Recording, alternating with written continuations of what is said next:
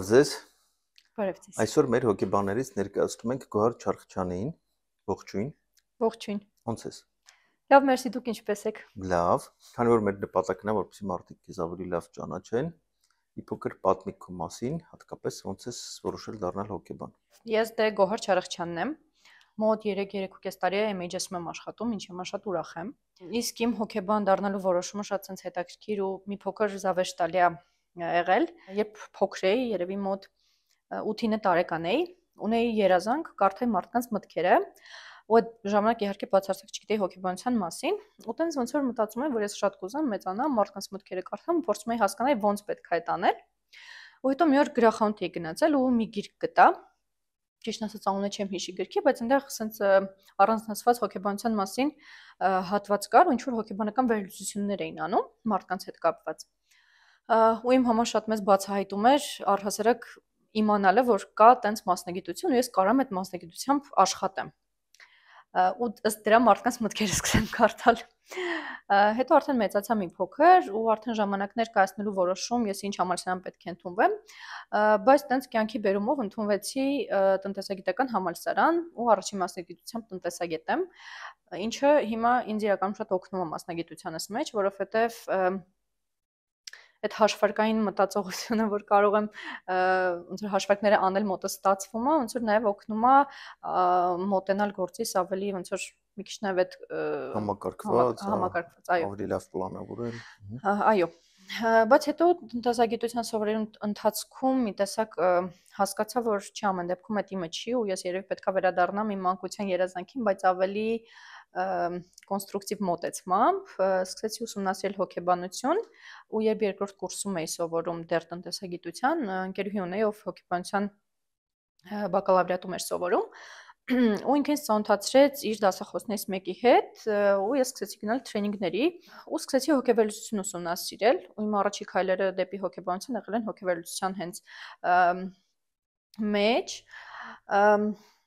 ու սկսեցի ուսումնասիրել, ինձ շատ սկսեց հետաքրքրել, սկսեցի գրքեր կարդալ ու հասկացա, որ ես պետքա ընդունվեմ համալսարան ու սովորեմ հոգեբանության բաժնում։ Ու տենց էլ գնացի, ընդունվեցի, սովորեցի, բավականին լավ ավարտեցի, շատ ուրախ եմ, որ այդ որոշումը կայացրել եմ ու մինչ օրս աշխատում եմ, մինչ օրս սովորում եմ ու չկա մի օր, որ ես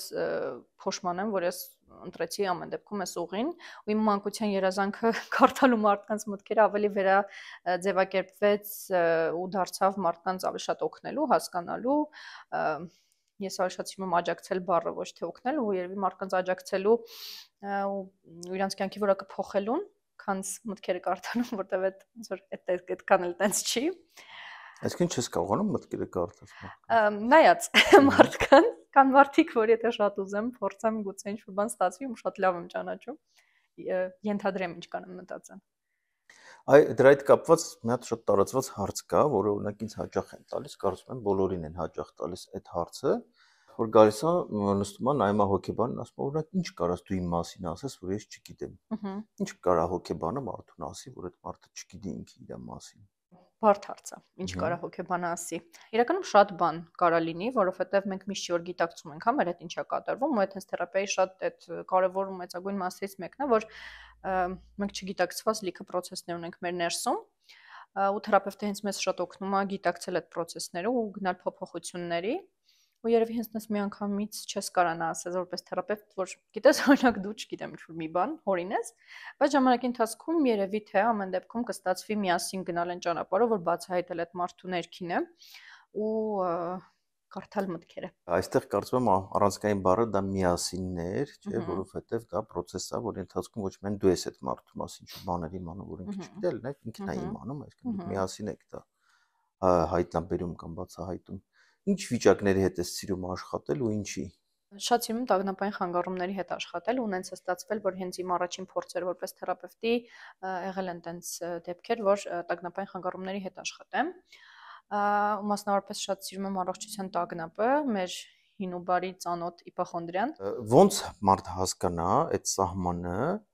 ճիշտ իր առողջությանը հետևելու, առողջությամբ առողջությանը հետևելու եւ արդեն այդ հիվանդագին շեմա անցնելու միջև։ Որտեղ է այդ սահմանը։ Բոլորի մոտ նույնն է։ Շատ լավ հարց եք տալիս, որովհետև այդ սահմանը կա իրականում, այսինքն չունենք տենց գրված ինչ-որ կոնկրետ բաներ, որովհետև շատ ինդիվիդուալ է, հա, օրինակ եթե մարդու առողջության պատմության մեջ կա կոնկրետ ինչ-որ խնդիր առողջական, ինքը իր այդ մասին ավելի ուշադրություն պետք է դարձնի, հա, եթե օրինակ եղել է քաղցկեղ իր հարազատներից ինչ-որ մեկի մոտ, պետք է ստուգումները ավելի հաճախ լինեն բնականաբար, ըստ տարիքի մանավանդ։ Բայց առհասարակ եթե չնայենք առողջության պատմության, այլ նայենք առհասարակ մարդկանց ինչքան հաճախ պետք է ստուգվեն, այդ երևի բժիշկները ավելի լավ կասեն, բայց հա կան այդ նորմերը, որ պետք է այդ նորմերին հետևել։ Օրինակ հաճախ ասում են 6 ամիսի մեկ պետք է արյուն հանձնել, հա, տարին մեկ պետք է սա ստուգել, այն ստուգել, ու շատ լավ կլինի ու շատ ավելի առողջ, որ մենք այդ օրենքներին հետևենք, քան գնանք ավելի շատ մեր տագնապներով։ Ես դեռ մի հատ կարևոր բան կուզեմ ասեմ, որ ամեն դեպքում եթե դու զգում ես, որ ինչ-որ մի բան քո հետ այն չի, ու դու չես առնչվել առողջության տագնապի հետ, պետք է գնալ ստուգվել։ Բայց եթե դու գիտես, որ այդ տագնապները քո մոտ հաճախակի են լինում, դու ունես անհանգստություններ, դու ավելի հաճախ ես գնում բժշկի ու ոչինչ չես բացահայտում, քան մնացածը, այդ կարող խոսա այն մասին, որ երևի թե ամեն դեպքում ժամանակն է հոգեբանին դիմելու, ոչ թե գնալու բժշկի։ Այսինքն եթե դու ստուգվել ես, ստացել ես արդյունքներ, բայց ինչ-ինչ պատճառով այդ արդյունքները քեզ չեն բավականացնում ու դու շարունակում ես տագնապ ապրել, չէ՞։ Հետևաբար արդեն հարցը նրանում չի, որ դու անորոշության մեջ ես, այլ նրանում է, որ քո տագնապը չափից շատ է։ Այո։ Ստացվում է։ Այսինքն ստուգվել, ստանալ բացասական արդյունք, այսինքն որ չունես խնդիր եւ դրանից հետո շարունակել անհանգստանալ, դա է այդ սահմանը, ճիշտ եմ հասկանում։ Այո, այո։ Լավ, մյուս կողմից կա հետևյալը, մեր շատ հայրենակիցներ առհասարակ իրենց առողջությանը չեն սիրում հետևել ու նույնիսկ առողջական տագնապ ունենալով այդ դեպքում էլ չեն գնում բժշկի, չեն ստուգվում եւ շարունակում են գտնվել անորոշության մեջ, չէ՞։ Այսինքն անորոշությունը կոտրելը եւ անորոշության գոնե մակարդակը իջացնելը չեն կարող իրանից ամբողջությամբ ազատվել, էլի կարևոր ֆակտոր է։ Հիմա մարդը, որը ունի առողջական տագնապ, ավելի ում մոտ է ճիշտ որ առաջինը գնա հոգեբանի, հոգեբուժի, թե գնա լաբորատորիա, ինչպես ասացի, արյուն հանձնի։ Միանշանակ, եթե իմ կարծիքը հաշվի առնենք, ես կառաջարկեի նախ առաջինը գնալ թերապևտի մոտ, հասկանալու արդյոք կա ինչ-որ բաների կարիք, հա, անալիզների կամ չգիտեմ ինչ-որ ավել ստուգումների կարիք։ Եթե կա, գնալ ստուգումները անցնել պարտադիր, ու եթե դա այդ դեպքում նույնպես չի բավարարում ու տագնապը չի նվազում, ամեն դեպքում պետք է մի հատ դիմել հոգեբանի։ Հոգեբանի դիմելուց հետո հոգեբանը ըստ այցելուի վիճակի կհասկանա, հա, արդեն ժամանակն է դիմել հոգեբուժի, թե ոչ, եթե հա, արդեն ոնց որ ըստ պրոտոկոլի ոնց ձևն է պետք է տենց անել։ Ըստ իս դա լավագույն տարբերակն է։ Շատ կարևոր բան հնչեց, որ պետք չի առանց բժշկի նշանակումի հանձնել լաբորատոր անալիզներ, չէ՞։ Դա ինչի է կարևոր, որովհետև երբ որ մենք խոսում ենք արյուն հանձնել, այդ լաբորատորիայում կա մի քանի 100 կետերից ցանկ, թե ինչ ես դու կարող հանձնել, հա։ Եվ այն հիմնական բաները են, որ բոլորը հանձնում են, չգիտեմ, խոլեստերին, վահանաձև կեղծ, արյան ընդհանուր անալիզ եւ այլն, մի քանի բաներ, դա հաճախ չի վկայում ինչ-որ խնդրի մասին, սակայն քո խնդիրը կարող է սպეციფიկ լինել եւ պետք լինի սպეციფიկ հետազոտություններ։ Դրա համար լրիվ համամիտ եմ, առաջինը մի հատ բժշկի, ընտանեկան բժշկի, թերապևտի կարծիք անպայման պետք է ունենալ, ինչքանով են քո գանգատները հիմնավորված, դրանց հիման վրա մի հատ հասկանալ, որ ուղղությամբ պետք է գնա հետազոտությունները, եթե պետք է գնան, եւ արդեն եթե դա չի բավականացնում եւ տագնապը պահպանվում է, դիմել հոգեկան առողջության մասնագետի, լրիվ համաձայն եմ։ Ինչ ուղղությամբ ես աշխատում առողջության տագնապի հետ։ Իմ ուղղությունը կոգնիտիվ վարքաբանական ուղղությունն է, այն ուղղությունը, որ ես ամենաշատն եմ սիրել, որովհետև շատ տարբեր վերապատրաստումներ եմ անցել, շատ տարբեր ուղղություններ եմ ուսումնասիրել, սկսած հոգեվերլուծությունից, ինչպես ավելի շուտ ասեցի, հա, այդ իմ առաջի քայլերն ա եղել այս ոլորտում, մինչև արդեն բազմաթիվ տարբեր ուղղություններ ուսումնասիրել եմ, բայց ամեն դեպքում հասկացա, որ կոգնիտիվ վարքաբանական թերապիան ինձ ամենահոգեհարազատն է, ինձ ամենահասկանալին ու շոշափելին է, ու այն ուղղությունն է, որը կարա հստակ ինչ-որ ճանապարհով գնա ու հասնի իր վերջնական կետին։ Չմոռանանք նաև, որ ըստ բոլոր կլինիկական ռեկոմենդացիաների, սա առաջին ընտրության մոտեցում է նաև, չէ՞, հենց առողջական տագնապի եւ մնացած տագնապային տարատեսակ խանգարումների ժամանակ։ Ես գիտեմ նաև, որ դու շատ սիրում ես կպչուն սևեռուն խանգարումների հետ աշխատել։ Ինչի՞։ Դա բավականին ծանր, ջանջալ, դժվար կոռեկցիայի ենթարկվող վիճակներ են։ ինչն է քեզ գրավում։ Երևի առանձնացնեմ այն, որ ինքը ինչքան էլ բավականին դժվար հասկանալ իր հիմքերը, հա, որտեղից է այդ առհասարակ առաջացել, բայց չնայած այդ ամեն ինչին, իմ համար այդ խնդրի դեպքում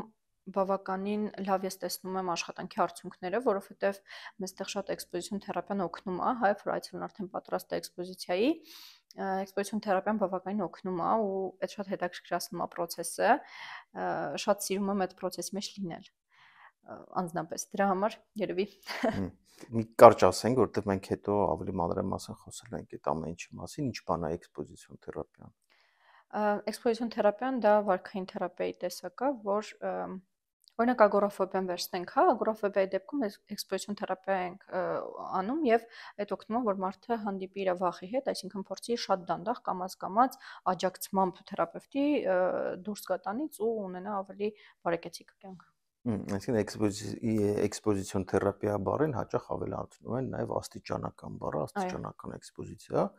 Այսինքն մենք ոչ թե մարդուն զորով բրդում ենք այնտեղ, որտեղ իրան վախենալու է վատը, այլ աստիճանաբար նախապատրաստելով ենք դա անում, չէ՞, սա կարծում եմ պետք է նշել,